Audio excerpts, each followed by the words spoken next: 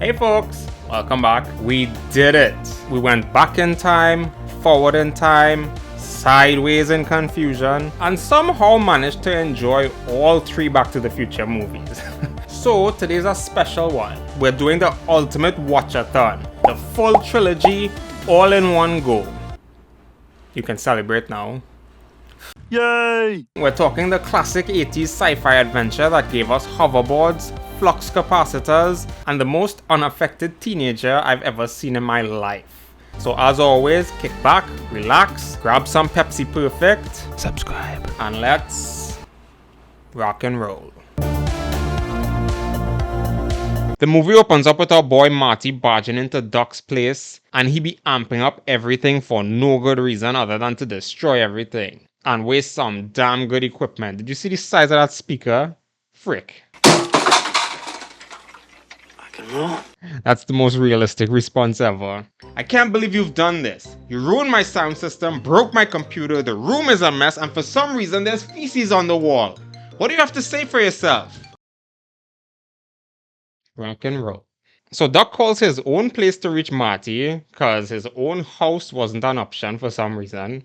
And he tells him to meet him at 1:15 in the morning because he made a major breakthrough. I guess we'll just completely ignore how strange it is for a teenager to be hanging out with an adult man. So all of Doc's clocks go off, which are 25 minutes slow, mind you. So Marty realizes he's late for school. So my question is, wouldn't he have known that before he left his house? Because he didn't spend more than 25 minutes at Doc's place. You hang around with him, you're going to end up in big trouble. Oh, yes, sir. You've got a real attitude problem, McFly. You're a slacker.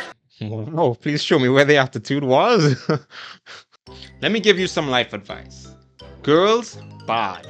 Money, good. Oh, yes, sir. You got a real attitude problem. Didn't your mother teach you any manners? But you are my mother. No McFly ever amounted to anything in the history of Hill Valley. Did his dad steal his girl or something? What the hell? So if you didn't realize, Marty is obsessed with rock music and is auditioning for Battle of the Bands. Damn, he pulled a real body though. Frick. But oh no, the adults don't like it because they're so old. Gross. Marty is a gallus himself though, eyeing down other girls and still has his own. I didn't realize you were chill like that. Alright, you're good. Freak. Back at home, Marty meets his dad getting basically manhandled from his boss, I think, Biff. Afraid I'm just not very good at confrontations. Oh really? I hadn't noticed. Come on, time to change that oil. I love that laugh so much. So Marty's sister told him that Jennifer, the baddie, called him and his mom just goes off on how that's harlot behavior. Girls shouldn't be chasing boys. Ew. And goes on about how she met their dad. He was standing in the middle of the street and her dad hit him. I was gonna spend the rest of my life with him. Don't look at me. Don't look at me. That's actually kind of depressing if you think about it. Doc announces his new experiment and puts his dog in the DeLorean and drives it with a remote control. Can you imagine if it didn't work? This would have been a whole different type of movie. Marty is disoriented and Doc is proud to announce that Einstein, the dog, is the world's first time traveler. As proven by this timer here, so it's foolproof. He goes on to show Marty how the machine works and inadvertently puts in 1955, then realizes that was the day he invented time travel. And as the conversation continues, Marty learns that the machine runs on plutonium, which he stole from. So he announces that he's going to 25 years into the future, which would be 2010?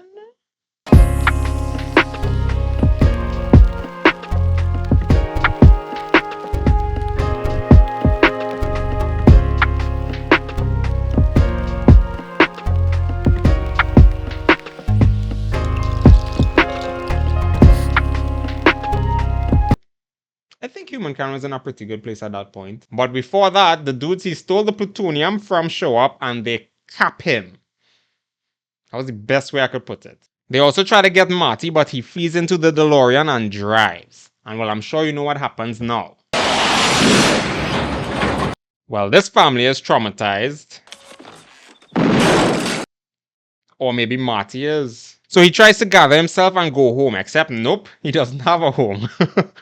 And now the car stops working. Great. I'll be freaking the F out right now, to be honest. So he cleverly hides the car behind this sign and heads to the next town. It's gotta be a dream. You're handling it very well, to be honest. He checks the phone book for Doc's number. Yeah, I actually can't believe how far we've come from that point, to be honest, where we actually needed phone books to get people's numbers and addresses. Crazy. But nobody answers. You know where 1640 Riverside... Are you gonna order something, kid? Yes, sir. Here, frick. And in comes young Biff to bully his young dad, just like back in the present. But Broseph is having a whole surreal experience right now. It's his whole dad. How would you react? So he follows him only to see that he's... Give me some of that. one of those guys. And well, he falls off the tree, but oh no, there's a car coming right at him and Marty saves him only to be hit himself. But literally the worst thing that could ever happen happened. His young mom is taking care of him and she looks thirsty. No, not that kind of thirsty. That kind of thirsty. So this must be hella disturbing. Do you mind if I sit here? Hell no. So he's having dinner with them and they have a brand new television. Oh my god, it's innovative. I think maybe you should spend the night. And he can sleep in my room. Oh dear god. He finally finds Doc and explains to him the situation, but he doesn't believe it. Shocker. It's actually a mighty good thing Doc mentioned how he got that bruise on his head. So they get the car and check back the video footage from the first testing. 1.21 gigawatts! 1.21 gigawatts! Great Scott! So Doc says apart from plutonium, the only way to get that much power is from a bolt of lightning. So luckily Morty knows exactly when that's gonna happen. Next Saturday. So Marty is here for another week basically. But Doc stresses to him that he can't leave the house because he could alter the timeline. Frick. Which he already did. He butchered his parents' original meeting. So now they can't fall in love so Marty wouldn't exist anymore. Crazy. I'm really wondering if school kids were like this or... Anyways, he tries to introduce them, but she is just completely ignoring that and focusing on Marty. Dear God. Isn't he a dreamboat? And conveniently enough, the dance is also on Saturday. The same one where his parents kissed for the first time and fell in love. So the plan now is to make sure he takes her to the dance. Good plan. Shut your filthy mouth. I'm not that kind of girl. Well, maybe you are and you just don't know it yet. This is very uncomfortable to watch. So Marty steps in and is surprisingly saved by this same teacher. Frick! So why don't you make like a tree and get out of here? Best quote in the entire movie. Hands down. Dad tells Marty he will never, ever, ever ask his mom out. Never, ever, ever. So Marty decides to impersonate an alien with some help of his modern tech, a Walkman. So now Dad is more than excited to ask Mom out to the dance. And he basically tells him if he doesn't ask the mom out, he will fry his brains, so... Nothing's coming to my mind. Jesus, George, it was a wonder I was even born. Honestly, it's probably a good thing he got his charisma and sauciness from his mom, even though it's backfiring on him right now. So he actually tries, but gets interrupted by Biff. I thought I told you never to come in here. Or more embarrassed? Jesus Christ. Marty can't seem to help himself, but I can respect it. So they go on a whole chase only to end up in poop. Literally. Where does he come from? Yeah, where does he live? I don't know, but I'm gonna find out. Wow. Thirsty. So turns out she followed him to Doc's place. Marty, this may seem a little forward. Yeah, I understand. And she's being really very forward, asking him to ask her to the dance. I think it's terrible. Girls chasing boys. When I was your age, I never chased a boy. Looks like young mom was a harlot. Frick. So Marty brings up a plan with his dad about making her fall for him instead. Oh, you mean you're gonna go touch her on her... No. Oh no, not her. Is it Saturday already? Anyways, Marty tries to tell Doc about him being capped that night, but Doc don't want to hear it. So he decides to write him a letter stating not to open it until 1985. Pretty clever actually. We're at the dance now and Marty asks if it's cool to park. Marty, I'm almost 18 years old. It's not like I've never parked before. What did I do to deserve this? Oh my god. Kinda wonder now what happened for her to go from this saucy individual to however she is right now. What? Hey, don't worry.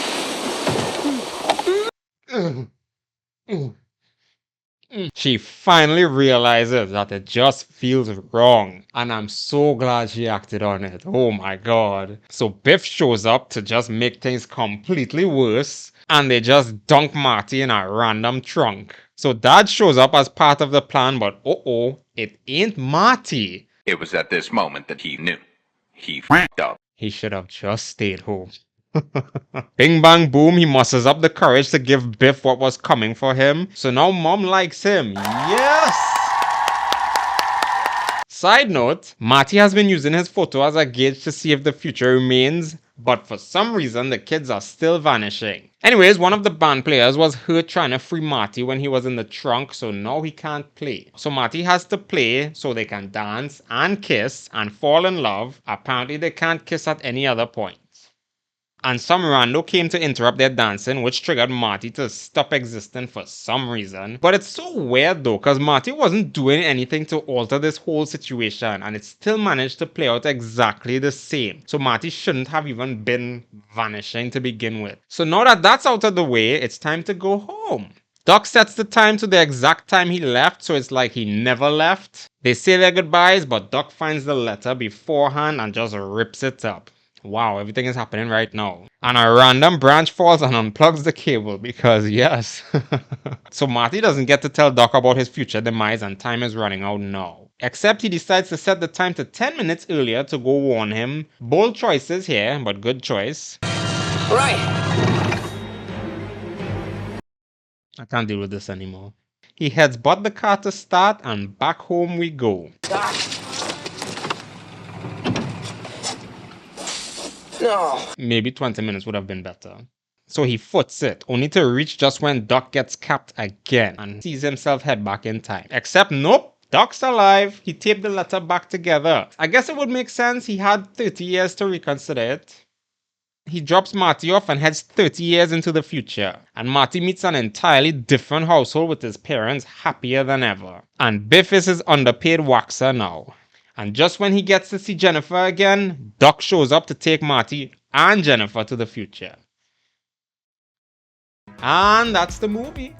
Okay, like I said, I was pleasantly surprised by how good this movie was. I can really see why it became such a phenomenon in pop culture and a classic at the same time. A very lighthearted and easy story to follow with a charismatic and somehow nerdy at the same time protagonist, and Doc just being the backbone of the whole movie. It's actually kind of insane to think that because of this movie, we now have Rick and Morty. Marty's journey was actually quite nice too. How in the beginning he was fearful of rejection and not thinking he was good enough, to having all his encounters and pep talk with his dad that made him overcome all his insecurities in the process. Even though we didn't get to see it in the end, but that's okay. We pick up at the end of the first movie with a noticeably different Jennifer. I do prefer the first girl, but this actress later becomes Madison Stillwell in The Boys.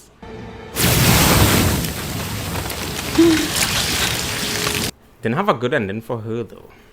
Anyways, Doc picks both of them up and they head to 2015 because their kids need help for some reason.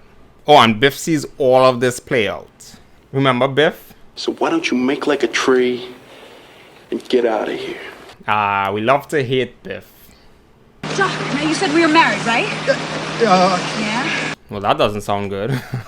But Doc literally just puts her to sleep for the rest of the trip. He could have just left her home. Doc gives him his clothing to blend in while he checks out Marty. Our laces, all right. 2015 becomes increasingly depressing as this movie goes on. And it just started. Doc gives Marty the rundown of their plan, but I'm more concerned for Jennifer. Are they gonna just leave her there? Don't talk to anyone. Don't touch anything. Don't do anything. Yeah, this is gonna go well. Wow, turns out that was his son. And he gets sent to prison for 15 years. And his daughter gets the same fate because she tries to bust him out of prison. Wholesome family. Anyways, Marty does some exploring before going into the store.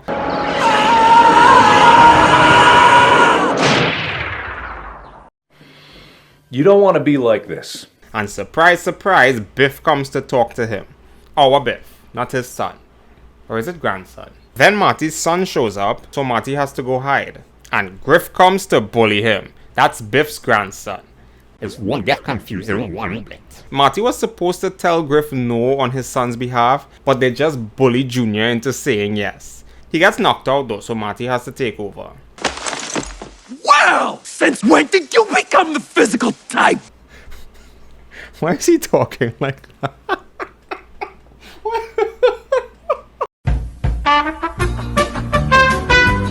Since when did you become the physical type?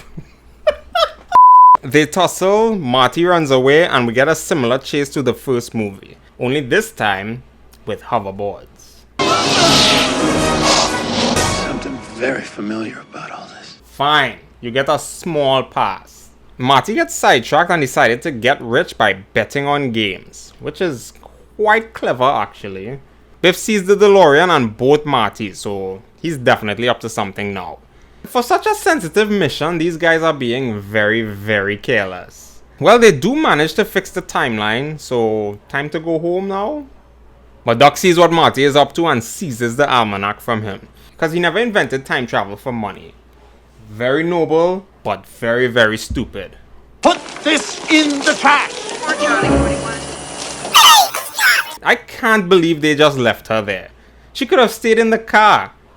Or at home. The future is mighty convenient though. They can get all her information from a thumbprint.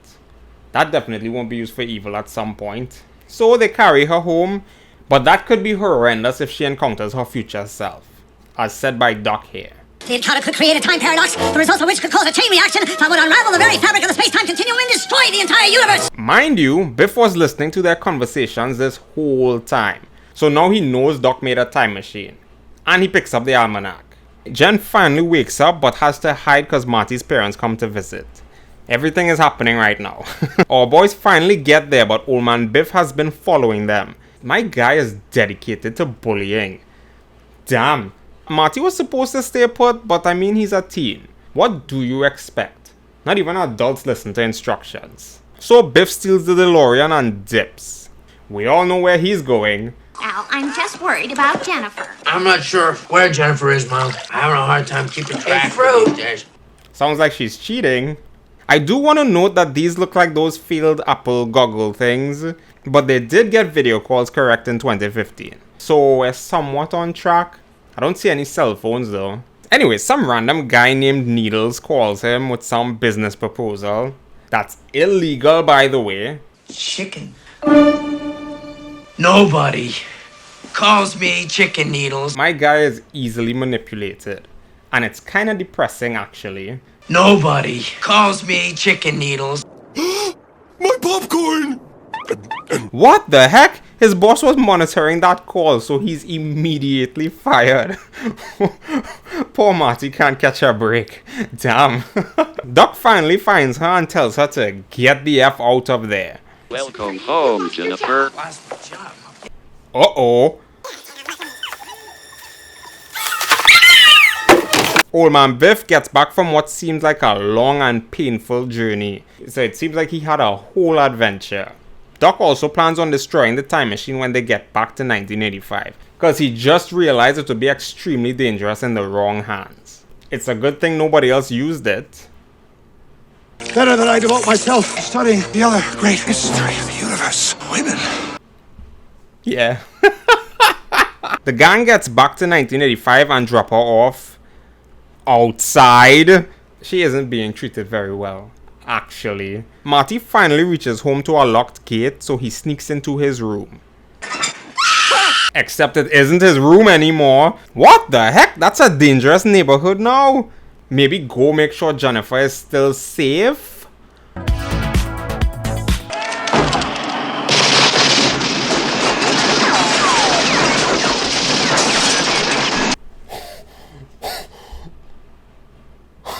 Marty conveniently comes across a Biff's hotel-looking strip club, and he gets an insane amount of exposition dumped from the TV. He bet on races, became rich, and now he has a whole empire. You're welcome. Romantic dream by marrying his high school sweetheart, Lorraine Baines McFly. Well, Marty doesn't exist anymore.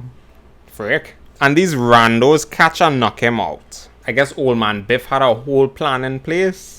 It's me, Marty. Are you all right? Fine, I'm fine. It's just that you're so big. Okay, I understand the first movie, but this time... why? Ugh. Oh my God, it's your father. My father. Nope, that's even worse. Holy hell! Oh, Biff took Lorraine from Marty's dad. Well, that's messed up. Wow, Biff has a massive grasp on the whole McFly family. They're essentially trapped and screwed. He was right, and I was wrong. Wow. Where's my father? Marty. Oh my god, he's dead! This movie got depressing very quickly. Biff is an evil genius. Frick. So our boys finally realizes something or someone altered the timeline. And Biff left a few clues as to who did it. Okay, so maybe not an evil genius. Just someone with some convenient timing and a decent idea. They can't go back to the future to stop Biff, because they'd be heading to this new timeline's future. So the only option is to head back to the past when old Biff gave young Biff the information. But how do they find out the exact time and location, you ask? Marty just asks Biff about it, and he just tells him everything. Even though he doesn't even like Marty, so this doesn't make any sense. He said someday a crazy, wild-eyed scientist or a kid may show up asking about that book. And if that ever happens... What the frick? It's a good thing this is a movie, otherwise he'd be no more right now. I can see why Biff gave him the information. He was overly confident in himself. But thankfully Doc comes at the right time. So time to head back to 1955! Again! Doc, what if we don't succeed? Positive Patsy over here. So Marty can't interfere with the interaction between old Biff and new Biff. New Biff? You know what I mean. Old Biff has to leave first, then he can swoop in and swipe the almanac. Sounds simple enough, but we still have plenty movie time, so let's see how this is gonna feel. A walkie-talkie so we can keep in contact. What, no smartphones from 2015? Also, there's 2 Docs and 2 Martys in this timeline. So this won't be confusing at all. Marty sneaks onto Biff's car. Old Biff is also there behind the tree. I'm gonna marry you someday, Lorraine! Someday you'll be my wife! Dedication or absolute lunacy? I'll let you decide. Old Biff finally interacts with young Biff and gives him the almanac. Now why don't you make like a tree and get out of here? It's leave! I prefer new Biff's version. And he receives strict instructions never to leave the almanac unattended, while locking Marty in the garage. So this mission has to be on pause for a bit. Oh, and tonight is the night for that dance from the first movie. Remember this one? Hey, don't worry. No! No! No! Yeah, that one. Marty, whatever happens, you must not let your other self see you. The consequences could be disastrous. Excuse me, sir. It doesn't seem like a lot goes down when they encounter each other though. Like Jennifer just passed out. Wow, Biff isn't too great at keeping things. Now the teacher has the almanac. Marty has been in plain sight so many times, I'm starting to think people are blind. No. Oh. It's a good thing this is the point where Biff gets a fist sandwich from Marty's dad, so it should be easy peasy now. Right? Wrong! Wait, is that the teacher from That's So Raven? People, please. Settle, please. Tyrell, Patty, please. That guy disturbed me as a child. Quite a lot. Anyways, now he has the book, so it's just to meet Doc on the roof of the gym. But Biff's goons spot him and chase him. Straight into the gym. So now they're going after past Marty, which would cause a ripple in the timeline if he doesn't make it to the lightning bolt in the first movie to get back home. Marty, you have to stop those guys at all costs, but without being seen by your other self or your parents. Future! My brain is hurting. He does manage to stop them without being seen. Hey, butthead! My boy can't catch a break. Damn. You chicken! Well, things take a turn for the worse, and Biff takes back his almanac. So that's not good. They chase after him and Marty kept the hoverboard? I'm impressed. Man couldn't wait 30 years for one. Biff finally has peripheral vision, so he doesn't make it easy for him one bit. After trying to kill him twice, Marty finally gets the book and he has to get out of the tunnel before Biff tries for a third time. Thankfully, Doc rescues him and instructs him to burn the freaking book, which was my first thought as well. But make sure it's burned completely. Don't leave it there. At least the timeline is changed now, as seen on these newspapers.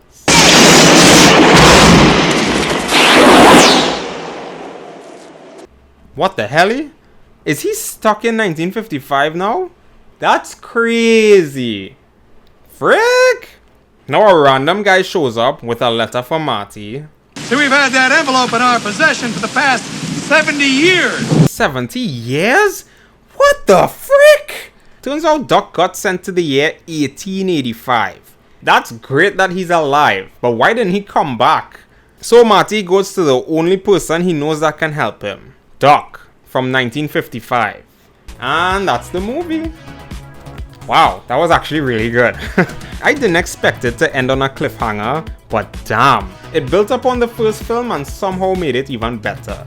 Biff was a worthy adversary, still an absolute psychopath, but definitely entertaining in this one. Honestly, I'd argue this sequel might even be better than the first. The stakes were higher, the story was arguably better, even if it got very confusing at times, but hey, that's time travel for you. We pick up from the events of the second movie, where Doc helps Marty 1 go back home, then Marty 2 shows up out of nowhere. Confused yet? Future!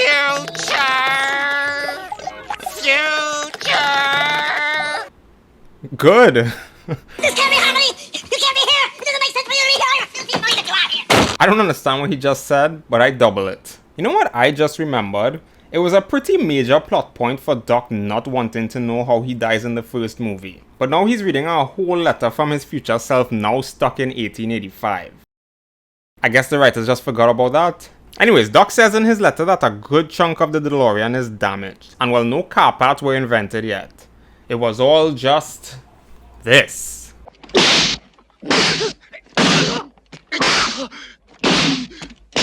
But he did leave it hidden and preserved for 70 years for Marty and this Doc to fix it up and hopefully get back to their timelines. And there God, that's a lot of thinking for me in the first 10 minutes of this movie. I repeat, do not attempt to come back here to get me. But how can he leave his bestest partner? Anyways, they follow the map and find it. But it's been 70 whole years. Like, wouldn't everything stop working? No wonder this circuit failed. It says made in Japan. Bruh. That's racist. Wait, what the frick? Doc didn't even last a week in the Old West? Makes sense actually. They head to the public library and brush up on their history. And while Marty does decide to go back and save Doc. So he heads on out, only to be caught smack middle in some good old turf wars with them engines. Those Indians. What the heck? I love how the bear eventually stopped, but he just kept running till he knocks himself out. Actually, never mind. That was a whole bear. Thankfully, this nice family was nearby, who looks just like Marty. Mom, is that you? They're there now. Oh my god. Not this again. You all right? I'm fine. It's just that you're so big. No! Okay, whew! This was completely tame this time. Thank God. Would you like some water? The heck? It's times like these that I'm reminded how spoiled we actually are. The next day he heads on over to what will eventually be Hill Valley and goes in this bar to order a water, but they only have whiskey. If you can call it that. I'm actually curious to know how it will taste though. Hey, McFly! Oh god. Back at this interaction with Biff, who is shocked to see a person so, fruity looking I guess, but he's actually looking for Doc. You're Mad Dog Tannen. Uh-oh. He's the one who shoots Doc in 5 days. 4 days. Come on, run! You can dance better than that!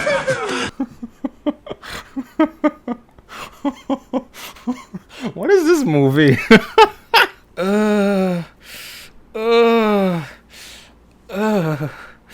No.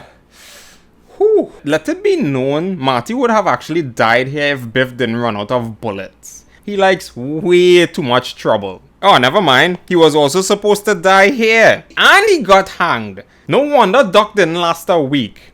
Frick! Thankfully, Doc saves him. But we learn why Mad Dog shoots Doc in for days. Something about whiskey and a horse throwing a shoe adding up to $80, and that's $1 million in today's money. Shot in the back over a matter of $80. Now I wish I'd paid him off. Everyone gangster till men come for their money. Stewie, hey. Hey there. Doc is ready to dip from this stinky timeline, my words, but Marty just casually mentions that one of the Indian arrows pierced the gas line. So they have no gas. They try alternative means, but it's no good. So Doc gets the great idea to push the car with a train, which under the right circumstances, in theory, can get them to 88 miles per hour. But the train is taking that route on Monday, so the same day Doc gets capped. Not just that though, that same route isn't even finished. So it's almost a side sewer mission. Switch those words up. But this random lady starts having trouble with her horse and she almost dies. Thankfully, the guys were there to save her. You saved me. Oh my. I didn't mention this before, but Doc's tombstone had his beloved's name on it, which happens to be this Clara. But Doc himself was doubtful that such an encounter even existed. So... I'm almost glad that snake spooked those horses, otherwise we might never have met. Be chill, my guy. Come on. Uh-oh, turns out Clara was supposed to fall into that ravine, which is how that ravine even got its name. Clayton Ravine. These guys just enjoy messing up the timeline, it seems. But wait, if she was supposed to fall there, and the only reason they were at the ravine was to scope out the scenario for the DeLorean, how did Doc even meet her in the timeline before Marty came?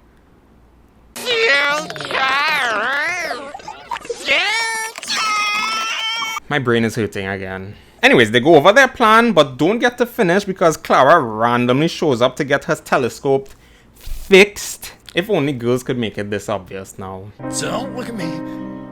Don't look at me. It's actually kind of cool that they can witness the opening festival for the clock tower. This is what time travel was invented for. Just, you know, no interacting with people or altering the timeline or breathing.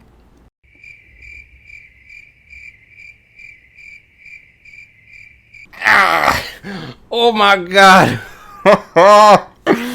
Oh. Marty's a pretty good sharpshooter though. Dang, but uh-oh, troubles are coming. But today isn't the day Doc gets shot, so it's fine. Or was it tonight? I don't know anymore. Can Biff not pull a girl for his own? Why he always gotta go after other people's girls? He isn't a bad looking guy and he's tall. He just needs to touch up his... everything else, you know? To hell! Marty is a real G. What's wrong, dude? You yellow? And he just had to ruin it. Anyways, Biff arranges for a shootout on Monday at 8 AM sharp. He usually does his shooting around breakfast, so by lunch he can pray for forgiveness. At least his great-grandpa schools him for falling for that absolute garbage. It's just words, and words can't hurt you. You single? Yes. Okay, I will take the chair, thank you. When I'm around, so dancing in the dark. I never met a woman who liked Jules Verne before. Who would have thought that there's somebody for everybody? Wait, Doc never came home last night. Did they do the dirty? Oh my. Anyways, just like the first film, they determine how the future ends up by this photo. Doc's name isn't on it anymore, but that can only mean one thing. It may be yours. Great Scott. I know, this is heavy. I love how they adopted each other's lingo. But seriously though, I'm glad he's being called out for his sensitive ego when it comes to these name calling. Hopefully he will overcome this garbage by the end of this movie. Marty. Yeah? I'm not going with you tomorrow. I'm staying here. What the frick? Over a girl? Yeah, it makes sense. Marty is surprisingly against it. Like, no matter how you square it, if she stays there, a whole generation of people will spawn. And things can and will change. Wherever you go and take me with you. Not a bad idea, actually. I have to know. If you sincerely do love me, then tell me the truth. Do not do it. It's a trap. It goes exactly as you'd expect. Love really does make you stupid. So he resorts to drinking that acid. Different timeline, same problems. How much has he had? None. That's the first one. What the heck? Unfortunately, it's Monday morning, so Marty has to get Doc before things get bad. But Doc, you know what? I'll forgive him. This is his first time. Well, Clara is taking the first train out to San Francisco. They only knew each other for like 2 days, right? So this whole situation keeps them back and Biff is actually punctual. So time for that shootout. But let's not forget Marty will actually die if he goes outside. And this time Biff's words don't affect him. It's everyone else. He's in it. Monkey butt. I don't care what Tannen says, and I don't care what anybody else says either. Nice! Well, finally, it helps that he doesn't have to actually face being labeled a coward. They take the back door but still get caught. So it seems my boy was meant to get shot. Clara overhears how heartbroken Doc was about the breakup, so that motivates us to stop the train and go after him. For some reason. Bro! No! Wow, Marty actually got shot. The frick? He's wearing armor. Yeah, I figured as much. I don't know if everyone will see that as weakness though. You know? But I guess a win is a win. So, they passed the time for the train though, so it's time to hustle to catch up to it. Which they do. But I didn't realize it was a hijacking. Somehow Clara was able to catch up to them mid-mission. Yeah, she believes Doc now.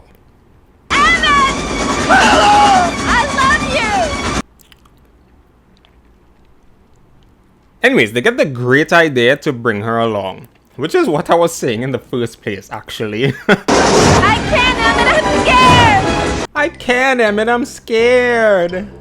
But uh-oh, the ride gets too bumpy and can't manage this speed. So Doc was only able to save Clara. He couldn't get on the DeLorean. So Marty actually went back home alone.